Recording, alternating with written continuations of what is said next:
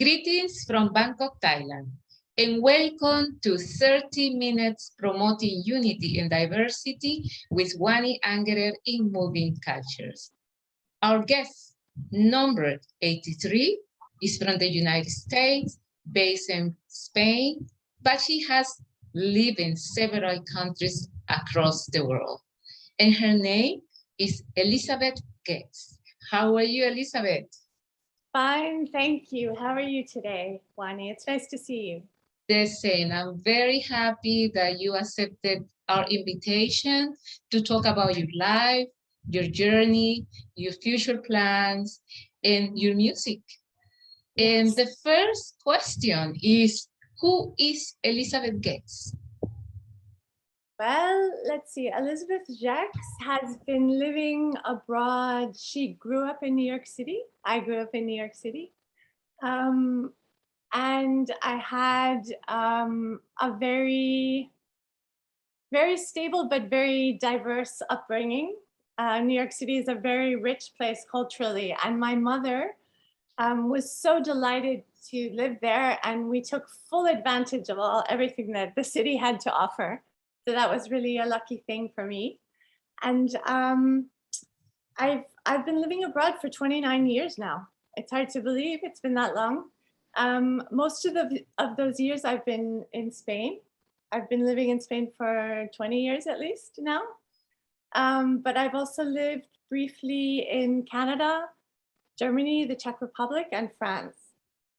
And so, yeah, music has been, I love to travel and I love to meet people from different cultures. So it's been actually a beautiful way to do that in my life. Yeah, so I guess that's like the short version of, in a nutshell. Elizabeth, you have been traveling and connecting with people from so many cultures, and all those influences have been a print in your persona. How can you elaborate about that?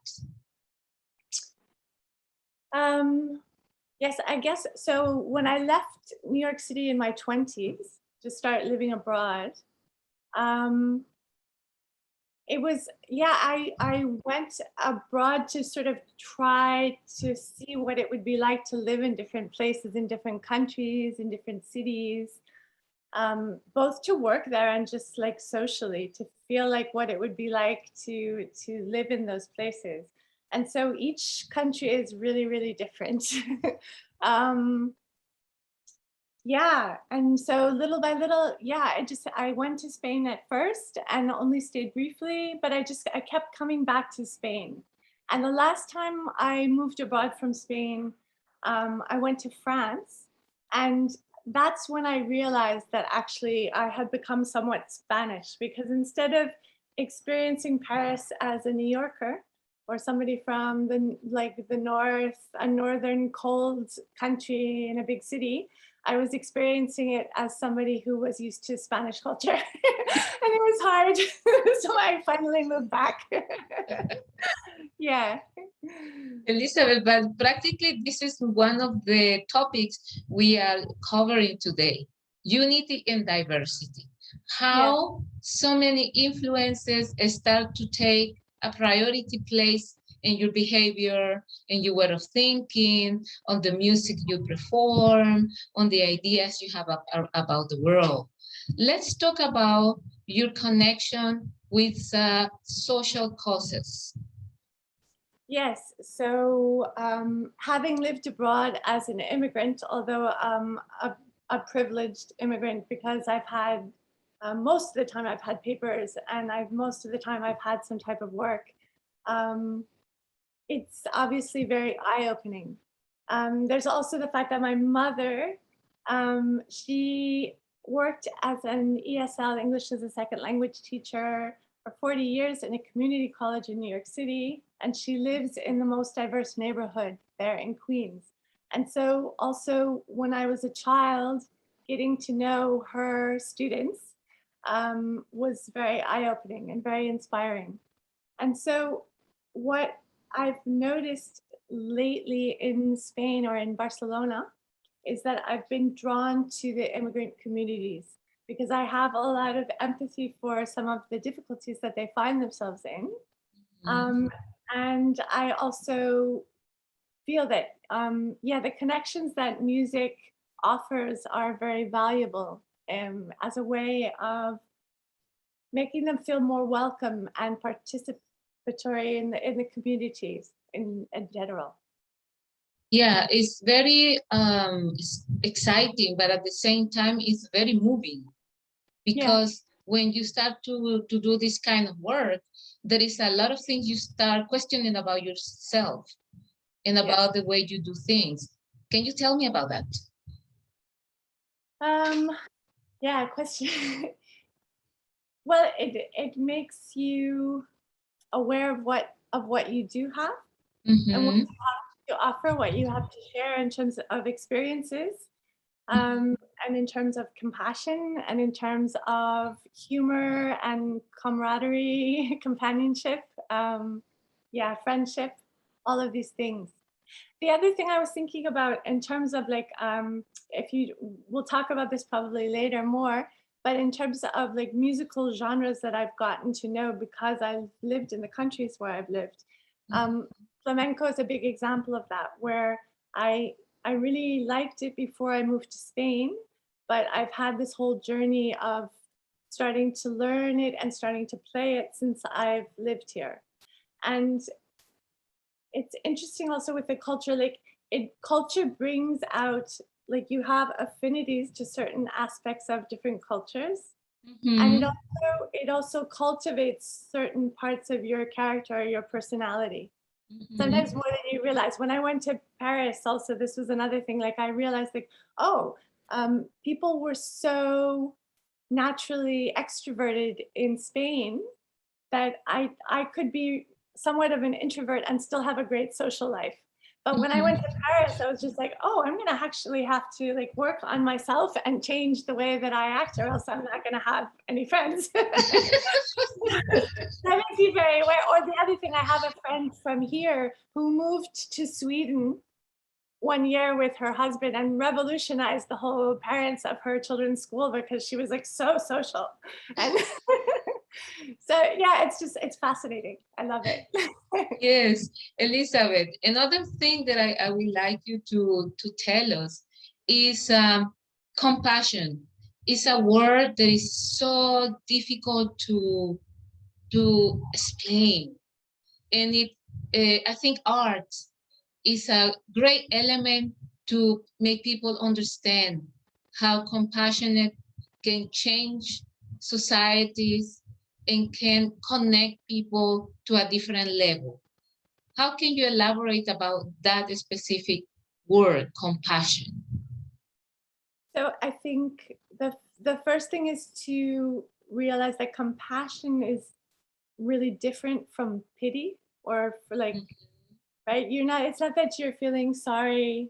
It's not only about, I mean, there's an element of that, but it's not, feeling sorry is kind of condescending. And compassion is really being able to imagine a bit of what it's like to be in that person's shoes, right? In that person's place. And through music, there's like a really genuine place that you're sharing from, and then you're communicating things with on a very sort of basic emotional, and also very authentic, very, very truthful level that I think is very valuable in this way. And then also these connections allow the listeners to participate and sort of trust that they can open up as well. Thank you. I think through your work, you have managed to get a compassion point of view to the immigrants and to the local people at the same level, so they can understand each other, so they can be respectful, and they can find a positive and a more human connection. Yeah. So can you give us some examples of the work you were doing with these communities in Spain? Yes. So at the moment, well, as maybe I should mention, we have known each other for about a year. I met you when I was last year. I was a member of the Global Leaders Program. I was in the 2021 cohort, and Wanny, you were my change coach, and you Yes. were, besides just being so lovely and inspiring, it's also like I was thinking yesterday about how the way that you interacted is gonna, I think, become a model for me, because you're so positive and you're so encouraging, and it's like really, I felt really supported, and that's so helpful, right? And so, so yeah, I think, yeah. So in that program, at the end of the program, my capstone challenge was developing a program that would use music to build communities for unaccompanied migrant minors who arrive in Spain, mostly from North Africa, also West Africa, um, Pakistan, Bangladesh, and a few people from Eastern Europe. They are overwhelmingly male, like I think maybe 80%, something like that, or Mhm. more. Most of them come from Morocco. Also, about 70% of the young people who arrive in Spain are from Morocco. Mhm. There's a lot of racism. Spain is obligated to provide housing and take care of these children until they're 18. And then all of the legal status changes abruptly overnight. And also, like, I would say 80 to 90% of these kids end up on the street.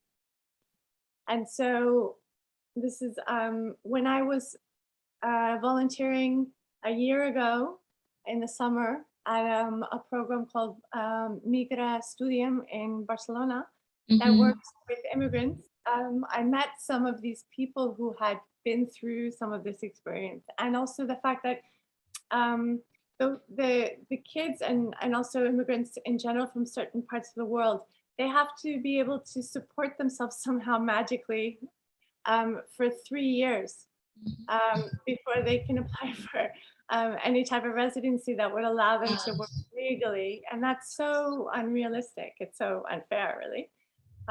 And so a lot of these young kids are sort of targeted, and people think of them as thieves. And so I was starting to think, well, if I were on the street and I couldn't work and I needed to eat something, like, what would I do, really? What other, like, what choices do you have? So anyway, this I've met some of them, and with my group from GLP, the Global Leaders Program, we developed a project to Mhm. be able to work with the underage kids and the ones who've already celebrated their 18th birthday, so that they have a community. Also with people from the local community, sometimes opening it up so that they have their bonds that are formed there. And Mhm.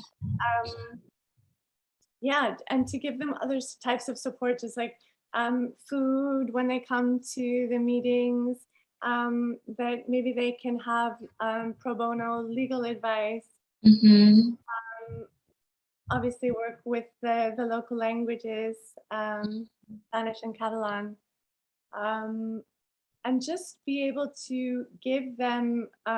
So I'm friends with a young man from Morocco who's in his early 20s, and he discovered, because he is very persistent, very personable, and needs like personal connections. When he was living in this center, because he's been in a lot of different living situations since he's arrived, he made the effort to go out and see what was available to him. And so he's been a member, he's been involved in a project, like a percussion project, for Mhm.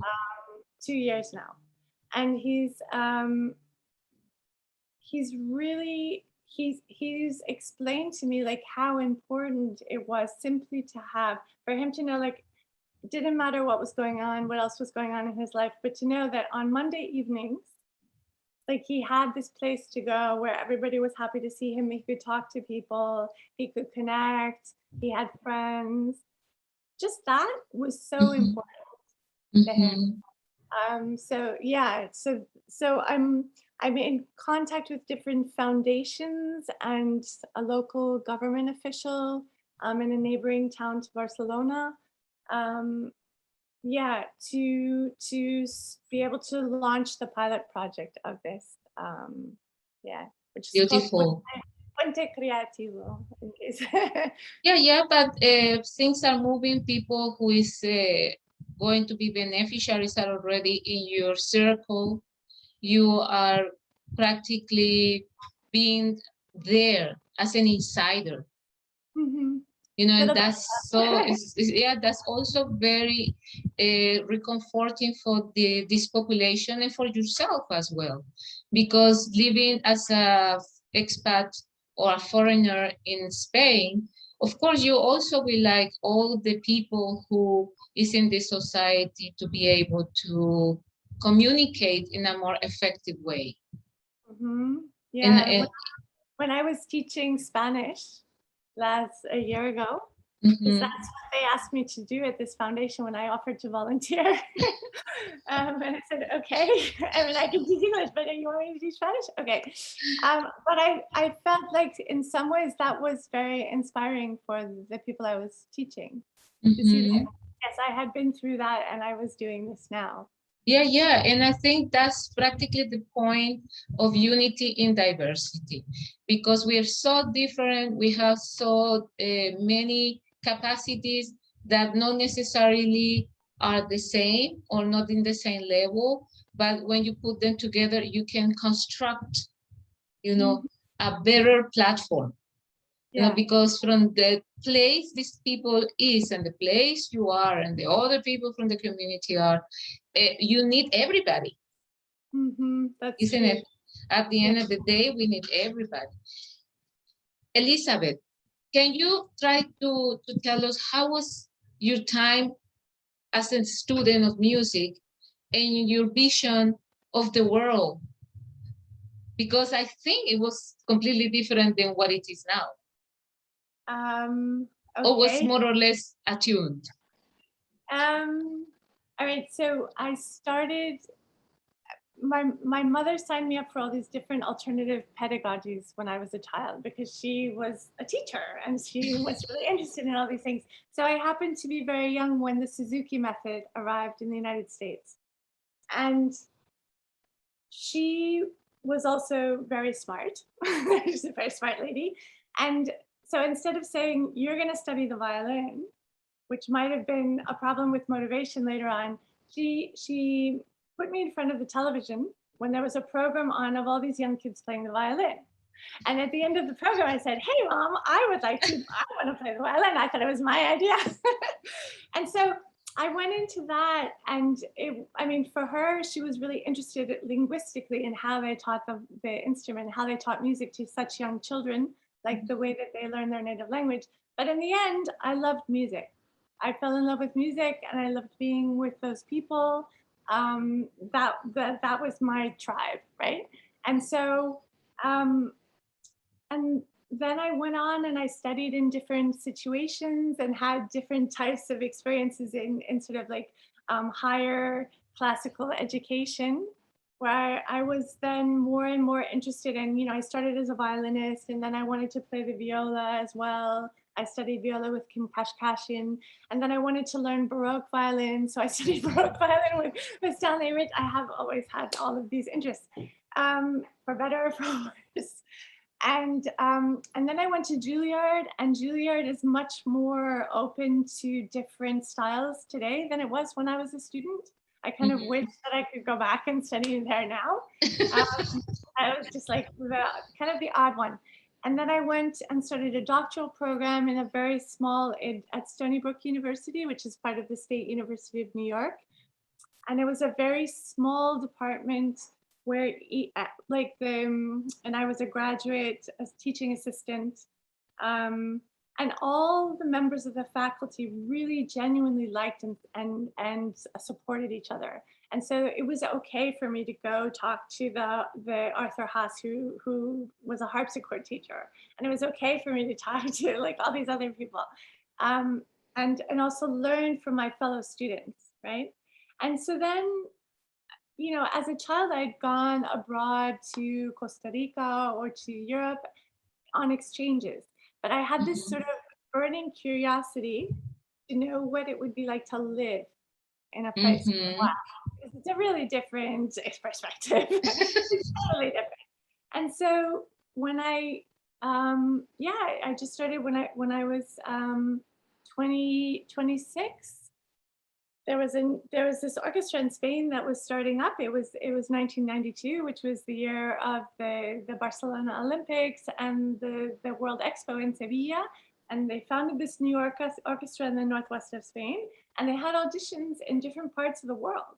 So I auditioned in New York City because a friend of mine was auditioning, and I got a solo job. So I was just, okay, well, let's see what that's like. And so I went off to La Coruña, and it was kind of chaotic because it was like this new orchestra with people from all over the world and all these different schools. But that was the first step, and I never moved back to the States after that. That was in 1992. So I was just like, okay, so maybe I don't want to live here, but now, like, let's go to Canada, and I'm going to play string quartets with this really amazing violinist who's a good friend of mine, and see what happens there. Then I'm going to go study in the Czech Republic because, wow, you know, so it was, so then that was like chamber music. And then when I was in Spain later on and I was about to move to Madrid, I was just like, wow, I would love to be able to play flamenco. And that took me a really long time to sort of be able to get into, because I was a foreigner and I wasn't gypsy and I played this weird instrument, and women apparently didn't really play instruments. That's true. There are not so many, like having so much, there were no schools then. Also, you had to just like go to the people who performed. So I auditioned for Joaquin Cortez's company, his flamenco dancer. And his musicians were like, yeah, we want to have a violist in the next production. So you're great. That would be fine. And the next day, the flutist called me back and said, you know what? Joaquin said that we can't, because there's only going to be one female musician that's going to be the singer, just because he wants it to be the opposite of the dancers, where he's going to be the only male dancer. And all the other dancers are going to be women. And he said, no es machismo, es estética. So then I went to that production, but that sent me on this, just like, okay, so I have to study dance. I have to go and do research, doctoral research on singing in the center in the south, in Andalusia, in Jerez. And like all these things. And then finally, when I moved to Barcelona, I discovered this wonderful place called El Taller de Músics, where they do jazz and flamenco, and they had a seminar. And I went the first year and I met all these people from the south, and I went down and studied with them. And the second year I met a guitarist named Chicuelo, who's an amazing musician and an amazing person. And I ended up spending, I studied with him for 3 months. We worked out that even though he doesn't read music and I had like a classical formation, I had enough ear and memory and stuff to be able to work together. So I ended up playing with him for, about a decade. I got to tour around the world, and I guess, I've played in different string quartets. I have a string quartet that's kind of like a garage band. I had one. It was called the Virus String Quartet. Now, today, that's not so great, but at the time it was a good name. And we played all of these. It worked like a band. It worked like we each brought in ideas, and then we worked them through together. And there were all these fusions and amplified instruments. And so basically, I think that sometimes I'm drawn to challenges that I was just like, wow, I wonder if I can do that. I'm not sure I could do that. It's like, or like flamenco, it's like, I've studied music so many years and I don't understand how that works. Like, how does it work? What are they doing? The rhythm, what's the rhythm? And so I think that some part of me is drawn to these challenges like that.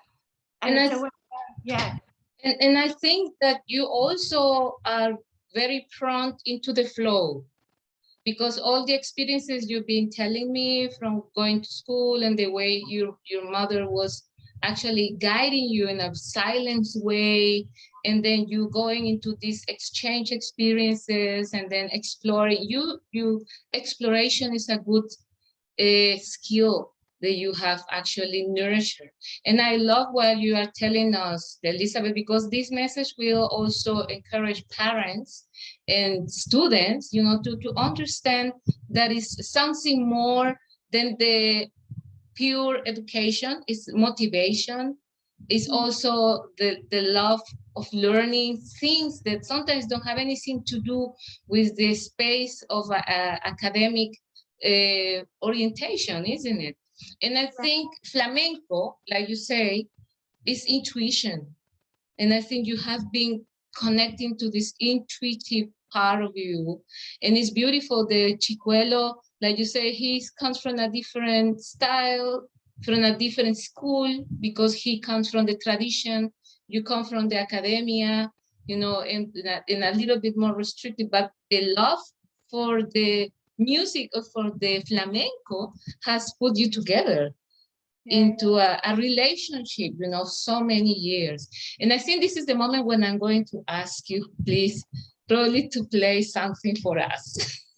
Thank you. Thank you, Elizabeth.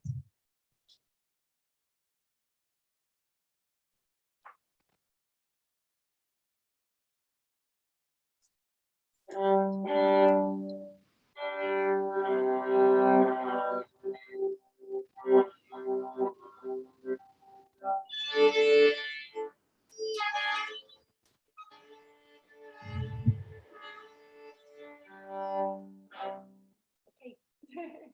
So here is a bulería, which is a type of style of flamenco that I wrote. It's called Ojo de Tigre.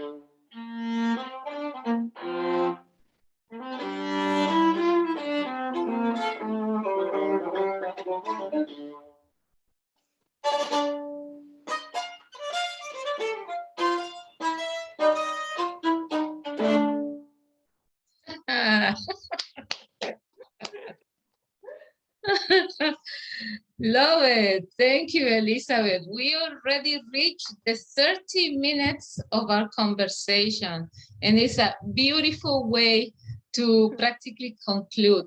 But would you be so kind to send a message to the new generation and the society on unity, diversity, and inclusion?